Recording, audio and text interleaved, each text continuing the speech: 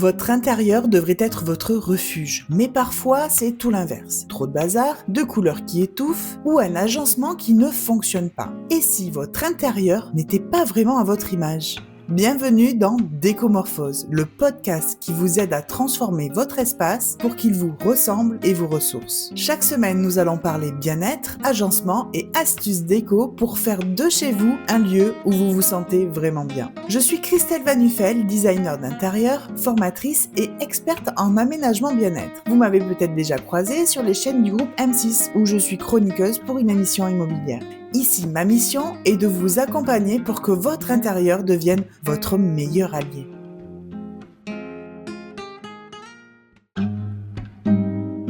Cet épisode est sponsorisé par mamavillage.fr. Mamavillage, c'est la communauté girondine qui fait rayonner la parentalité. Une plateforme offrant une sélection rigoureuse de professionnels qualifiés, de proximité, pour faciliter le quotidien des futurs et jeunes parents. Aide à domicile, écoute, soutien parental, temps pour soi. Avec Mamavillage, faites le bon choix à coup sûr.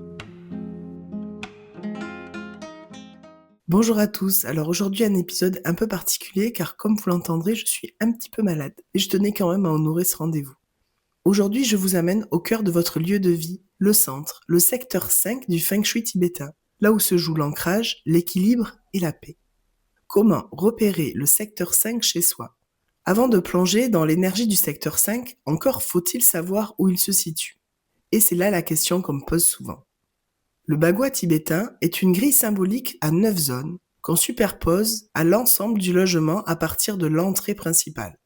Prenez le plan de votre logement, prenez comme référence la porte d'entrée qui sera en face de vous et créez un carré autour de votre logement divisé en 9 zones égales. Le secteur 5 et le centre, le carré du milieu. Ne le cherchez pas pièce par pièce. Ce n'est pas le centre du salon ni celui de la chambre. C'est le cœur énergétique de votre lieu tout entier. Par exemple, un centre qui tombe dans un couloir ou dans un coin de cuisine, parfois un lieu sans vie ni fonction claire, souvent négligé. Une fois que vous l'avez repéré, écoutez ce qu'il a à vous raconter. Le centre, cet espace oublié, le secteur 5, c'est là où tout converge. Et pourtant, il est souvent oublié ou maltraité. Les 3 erreurs que je vois le plus souvent sont le panier de linge qui n'est pas vidé, les objets posés en attente, ou une plante mourante ou un vase cassé. Imaginez votre cœur recouvert d'objets sans utilité, sans âme, votre centre vous parle et il vous prévient quand vous vous oubliez. Quelques petits conseils pour alimenter votre secteur 5. Installez un tapis carré ou rectangulaire. Posez une pierre d'ancrage, jaspe jaune ou calcite orange. Le secteur 5, c'est la terre. Disposez des objets en terre naturelle. Chez moi, mon secteur 5, c'est ma salle de bain. Donc je veille toujours à ce que la corbeille de linge ne soit pas trop chargée, à bien jeter les bouteilles de shampoing ou de gel douche qui sont vides, à vider régulièrement la poubelle, etc. Vous l'aurez compris, gardez votre centre clean. 3 erreurs qui peuvent déséquilibrer le secteur 5. Le centre devient un parking avec des sacs, des papiers ou des objets en transit. Il est rempli d'objets morts, des plantes fanées ou des objets sans sens. Il est étouffé, des mobiliers trop massifs ou un passage encombré. Imaginez-vous que le centre est votre disque dur. Si c'est le chaos, vous planterez tout le système. Une petite technique pour rééquilibrer votre secteur 5. Videz-le totalement pendant 24 heures. Posez un objet symbolique comme un bol chantant, des galets, des sculptures simples. Maintenant, fermez les yeux. Imaginez votre logement vu de haut. Observez le centre. Que voyez-vous ? Que ressentez-vous ? Visualisez-vous en train d'y déposer un objet qui vous recentre, qui vous inspire, et revenez. Je vais vous raconter 2 petites histoires. D'abord celle de Claire, infographiste indépendante, brillante, pleine d'idées, mais épuisée quand elle m'appelle, elle me dit « Je n'arrive pas à créer, je suis toujours en train de courir, de repousser mes projets, je m'épuise. » Alors, je lui demande une chose. Où est le centre de son logement ? Silence. Elle regarde, elle revient et elle me dit « C'est là où je pose tout ce qui traîne. Le coin du salon, il y a des papiers, des jouets de mon fils, un sac que je n'ai jamais vidé. » Et elle ne le voyait même plus, mais il agissait. On a tout vidé ensemble. Elle a nettoyé, trié. Et le lendemain, elle m'écrit « Je me suis réveillée avec l'envie de créer. J'ai bossé toute la matinée sans forcer. J'ai relu mon site web que je repoussais depuis 6 mois et je l'ai publié. Elle avait enfin retrouvé son axe. Pas juste son site, mais sa clarté.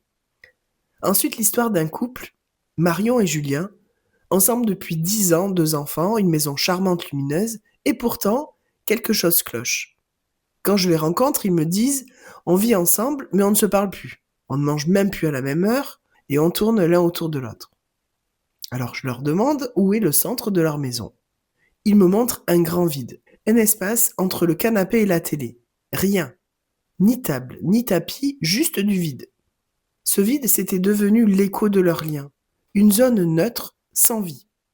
Je leur propose un petit rituel simple, ajouter un tapis moelleux, une table basse carrée, 5 coussins, car le centre est le secteur 5. Quelques jours plus tard, je reçois une photo de eux deux assis au sol, en train de jouer à un jeu de société, et ce message: on s'est retrouvés ici sans le vouloir, on a ri, ça faisait longtemps. Parfois, il suffit de redonner une fonction au centre pour que le lien revive. Alors posez-vous ces 3 questions. Mon centre est-il clair? Ai-je un objet d'ancrage? Puis-je y respirer et circuler librement? Le centre est le socle silencieux de tout ce qui vibre autour. Si vous vous sentez éparpillé, revenez à lui. Et si vous voulez aller plus loin, je suis là pour vous accompagner. Votre espace parle, encore faut-il savoir l'écouter. Merci d'avoir pris ce moment pour ouvrir les portes de votre esprit et peut-être celles de votre intérieur. Si ce podcast a semé une petite graine en vous, alors mission accomplie et n'hésitez pas à le partager. J'ai d'ailleurs créé une communauté bienveillante autour de Décomorphose, un espace d'échange et d'inspiration pour aller encore plus loin ensemble. Pour y accéder, c'est simple, il vous suffit de me contacter via les coordonnées présentes dans la description de ce podcast. On se retrouve très bientôt dans un nouvel épisode de Décomorphose et d'ici là, n'oubliez pas, un intérieur qui respire, c'est un esprit qui se pose.